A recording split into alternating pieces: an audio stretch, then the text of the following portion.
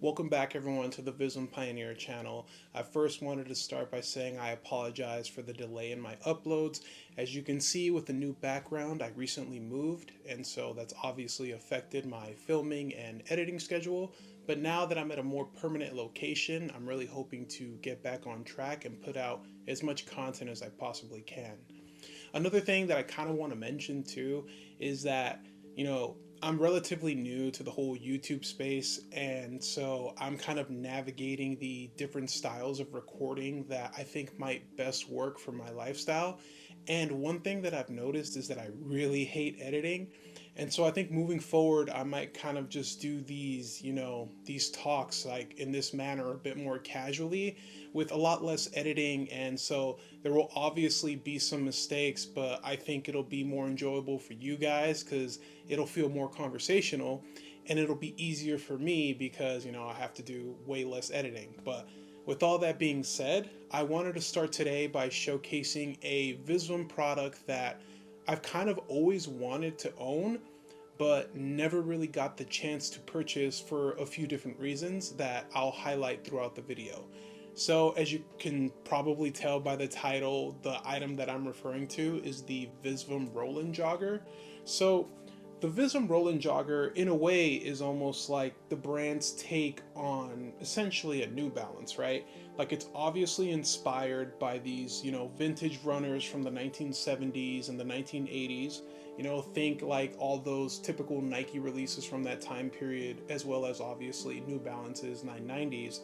And it gives it an Americana like twist and spin, and a little bit of that Japanese flair that Visvim is known to add to its products. And the craftsmanship is obviously going to be a lot nicer than some of those items that I mentioned.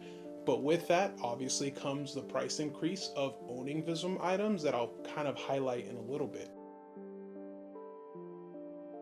Overall, let's start with just a basic overview of the Roland Jogger. And again, I'm kind of doing this based off of my memory, and so some of it might be incorrect, maybe. You guys can fact check me in the comments, you typically do. But anyways, we'll run through with it. So from what I recall, the Roland Jogger was released around 2016. I want to say spring, summer 2016. And they first appeared in Visvim's lookbook for that season. I believe there was a black colorway with like some white hits of mesh. There was a darker brown with, I think it was white hits or red hits, I can't remember. And then there was a lighter brown with like blue hits. I wasn't necessarily the biggest fan of the colorways, but I remember being really into runners around that time, like think Kith and things like that. And I owned a lot of the like Bodega Saucony collabs. And so the Visvim Roland Jogger appeared on Hypebeast, I want to say, and I read through that article around that time period, and it looked like a very interesting model and a very nice take on a runner silhouette. But I think retail price for that release was around the, I want to say, $700 to $800 mark, and I thought it was pretty ridiculous. And again, I know I've mentioned pricing twice already, but I'll get to that in a little bit. But overall, I love the little flair of Americana that these give. To some, they kind of look like a Payless version of a New Balance, right? Like just kind of like a dupe of some sort.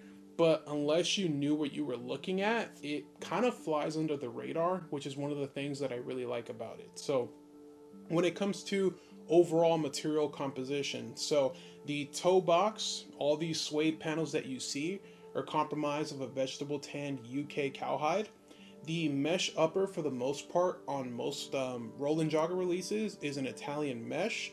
These leather hits, like the ones that you have here at the back, as well as like what's like kind of on this piping for the tongue, that's a vegetable tanned horsehide. It's super soft. It's honestly a material that Visvim is at this point synonymous with using. You do have subtle branding with the VSVM on the back. You also have that branding on this like back part of the midsole. One thing to note, this like front part of it, typical, like a typical runner, is made of an EVA foam, and so it's super soft, super supportive, but it doesn't necessarily give to being the lifetime product that a lot of other Visvim releases like strive for, right? The interior of this shoe is comprised of a pigment-free leather lining. It does have a cork footbed, so over time it'll mold to your feet. And besides that, I mean, it's a pretty straightforward release. The laces that I put on are these like kind of like natural creamy off-white laces. They also come with black laces that are standard. You know, that's what they get shipped out with. Obviously, you have the typical like Visvim dust bag as well. And I've shown that in so many other videos, so I won't really be taking all that out of the box. But on the bottom, one of my favorite components of this shoe, and I've mentioned it in so many different videos, I'm a really big fan of when Visvim does custom branded outsoles. It just feels a little bit less off the shelf than if you were to just pick something up, you know, randomly and like slap it on that's available on shoes throughout the market. And so I'm a really big fan when they do these like custom branded outsoles with Vibram because they provide a lot of reliability, a lot of traction, and it's just a nice way for like the brand to be able to have another, you know, design perspective on this shoe. It's relatively simple. There's just a bunch of lightning bolts. You have Vibram branding there as well as a Visvim tag there. But again, when it comes to the overall design, these are pretty straightforward.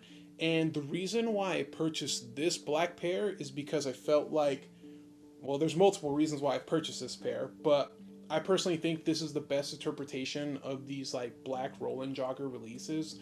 There was a pair that was extremely similar to this, I want to say around the 2019 model year. This particular pair is from 2023. My absolute favorite release, though, of the Roland Jogger is this black and white pair that kind of reminds me of the Concept C Notes. I'll put up some pictures of that so you guys can see what I'm talking about.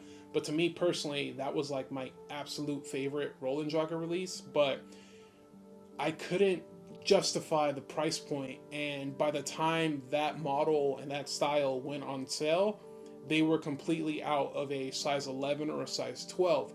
So, you know, they just weren't in there for me. But if any of you guys, you know, own a size 12, I'll be more than happy to, you know, take that off your hands, preferably brand new. The other colorway that's extremely popular amongst most like collectors is that pair with like the polka dots and the stripes. It's like mostly gray. And again, I'll try to find a photo of that and post that online. I don't necessarily feel those too much. I think they're a little bit too busy, but I can definitely see the like appeal towards them. They were part of like a larger drop. There was like hoodies and there was the Christos that are super popular from that time period too. So there's a lot of special product that came out around that season.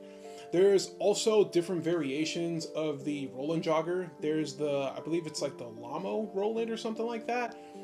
That one has like the fringe much like the FBTs, and it's kind of like it sits a little bit higher.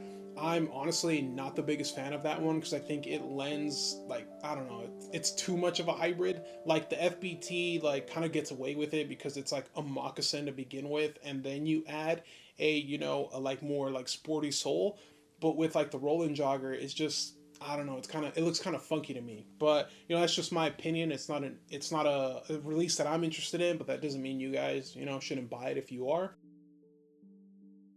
Visvim, when it comes to the sizing of the Roland Jogger, and this is where, you know, it gets a little bit tricky for me because I purchased these in a size 11, and I read through so many different comments, and I even went through a few Reddit articles to see what the sizing was like, and everyone said like, you know, you definitely want to size up. They run a little bit narrow.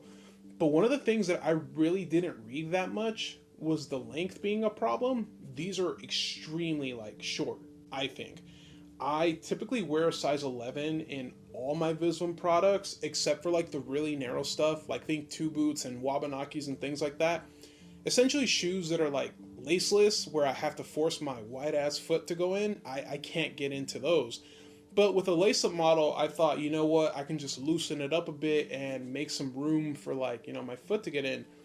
But my toe is essentially like rubbing at like the cap, which is pretty uncomfortable because unless you went to like a cobbler to like stretch them out a bit in length, and even then it's practically impossible.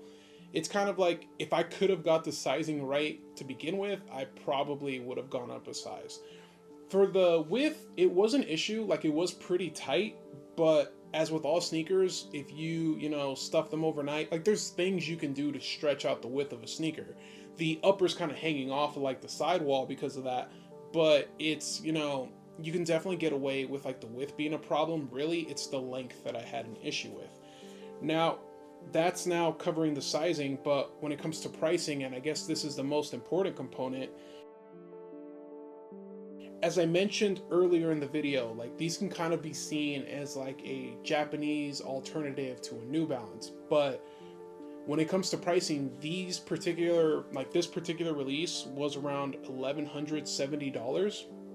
I did not pay that price, which is one of the reasons it's taken me so long to buy a Roland Jogger, because all the colorways that would go on sale, I typically wasn't a fan of, and even when they would go on sale, they'd still go for like $800 to $900, and I don't think it's 4 times the price of like a New Balance that's like made in the USA or made in the UK. Like, I've owned so many of those runners, and the construction, while it is better on this, like, don't get me wrong, the materials used on the Visvim pair and the overall construction is much cleaner, much nicer.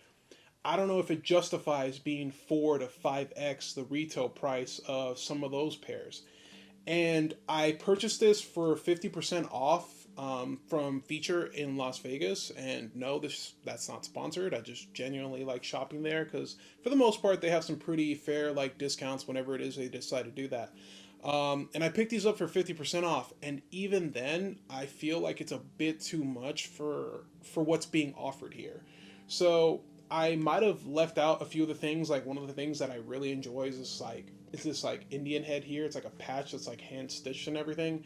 The TPU stabilizer, I've actually had issues with this on other boots, and I've seen people have this issue with the stabilizer, especially on like FBTs and Virgils, because it's glued on. It can kind of loosen up a bit. And one thing that I kind of already mentioned, but the EVA material doesn't lend itself to being a long-lasting and super durable material. Like, I'm sure you guys have seen photos of New Balances and old Nikes and old Jordans kind of crumbling and becoming like, either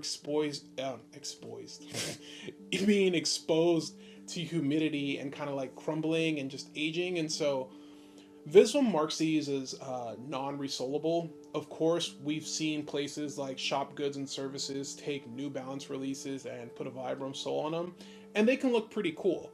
But essentially, you're not going to make this shoe look like one-to-one when it comes to overall design if you are eventually going to replace the sole. Another thing to keep in mind too, though, is when you do a custom like job when it comes to resoling and you want to get something similar, you're essentially going to cough up the price of the shoe itself. And at that point it becomes, well, why not just buy a whole new model? Which is why, like, this isn't necessarily something that I think is essential for Visvim collectors, which kind of leads me to my next point. I think it's for Visvim collectors that kind of already live in that space and typically mostly wear Visvim. I guess I could say that I kind of fall into that category. But for those that are like interested in diving into the brand and are perhaps looking at a Roland Jogger as their first pickup, and I'm sure some people have picked this up as their first pickup. I'm not necessarily saying you can't, but I don't think this is the best representation of what the Visvim brand offers, and I don't know if this is something that people should be paying retail price for.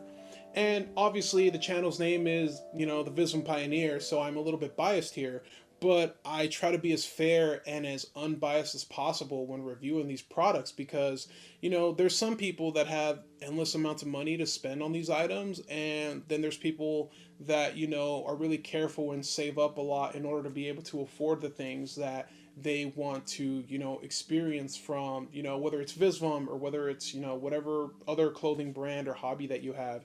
And so if there's any way that I can give you guys a little bit more information and kind of help you with your decision making, then I'm more than happy to do that and give my honest perspective.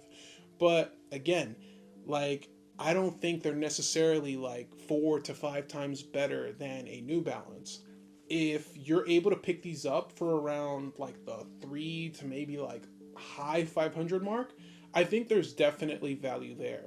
And that's honestly closer to what the retail price is overseas, like in Japan. Like, things are getting terribly marked up by the time they get here, and so the value proposition for this pair isn't necessarily there. Now, when it comes to alternatives, so Visvim has been releasing a lot more runners lately, as I'm sure you guys have seen. There's like the Attica trainer, there's the, I don't know if it's the Dunland or the Dunnin, I can't remember off the top of my head, but there's definitely other like running inspired models that the brand offers that also look interesting. My recent favorite one was this past season's release. I want to say it was fall winter 24 or spring summer 24. I can't remember. Or actually, it might have been spring summer 25. I think it was spring summer 25. But there's these like pink pairs and olive pairs of the FKT runner, and those are actually really cool. But I think the retail price on those is also around 1300, so it's a bit steep. But those look cool. I don't know what the sizing is like. I'm sure eventually I'll get to those, but for now, with the Roland joggers and, with this sizing experience, I'm kind of not necessarily having the best time. Would my opinion change if perhaps I would have bought a size 12 and got that black colorway that I said I was such a huge fan of? Maybe from like a design perspective, but overall, like I still didn't want to pay retail price for that pair because I knew longevity wise these things were at some point, like the EVA is eventually going to give out. But again, this kind of a release is for those that are interested in perhaps, continuing to, stay within the brand and they want to experiment a bit with different styles. They don't necessarily want to be, wearing damage process horsehide boots in like the summer and things like that. And so it's a nice way to stay within the same design language, right? The same, designer's perspective. It's very easy and it's super versatile to like drop this into essentially any outfit from the brand. Like I've been wearing these probably for like the last week and a half, and I've kind of used the same outfits I would normally wear my boots with, and they blend right in. So that's, most likely who this is for. When it comes to alternatives from other brands, New Balance is the most obvious choice, but there's so many different runners with all the different, options that are available out in the market. I'm sure that you guys can find an alternative if you're not interested in this. However, it kind of does sound like I'm bashing and kind of shitting on this pair, and I know it comes off that way, but I really don't intend it to be. I just, again, giving you guys honest perspective, and if you're able to pick these up for around the 300 to like, again, high $500 mark, I think it's definitely worth it. Like, they do look cool. I like the way that the toe is shaped. The shoe isn't like super bulky. Like, it's got a nice like silhouette factor, which is something that is like super underrated. There's so many people, especially in like my boot videos, that say stuff like, why don't you buy a John Lofgren this or a Pacific Northwest this? And it's like, sure, I could buy that, but if I don't like the silhouette, what does it matter, right? So my thing is, at the end of the day, it's just shoes. But if this information can be useful to some of you, then I feel like that's all I can do. But, with all that being said, I really appreciate you guys tuning in. Hopefully, I'll mix in a few on-foot shots throughout the video.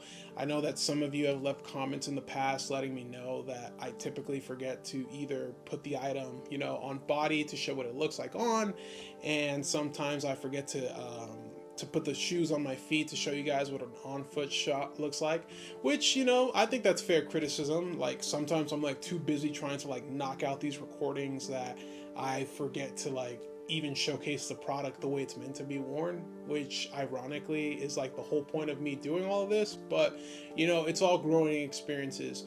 As I'm sure you guys know, I'm kind of coming up on that 1 year anniversary mark of starting the channel. And for me, it's been a really cool experience being able to talk and meet some of you guys out. A lot more of you than I thought I would have actually met at this point. So the fact that this community is still, willing to reach out and kind of like connect both in person and online is the whole reason I kind of started this channel. And so to me, like, this experience is hopefully something that you all are enjoying as well, and that we can continue to, do together.